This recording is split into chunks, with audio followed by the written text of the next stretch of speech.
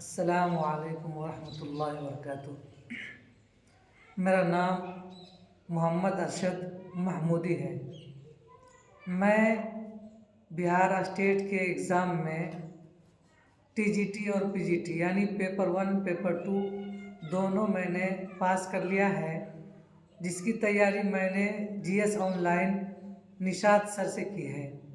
और इससे पहले भी मैंने उर्दू अनुवादक की तैयारी निशात सर से किया था, जिसमें मेरा मेंस में 3-4 नंबर से रह गया था।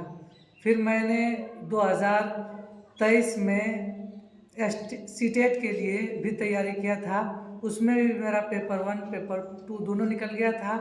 और फिर उसके बाद मैंने 2024 में निशात सर से TRE 4 के लिए बैच लिया था 6 to 8 का, जिसकी तैयारी करते रहा।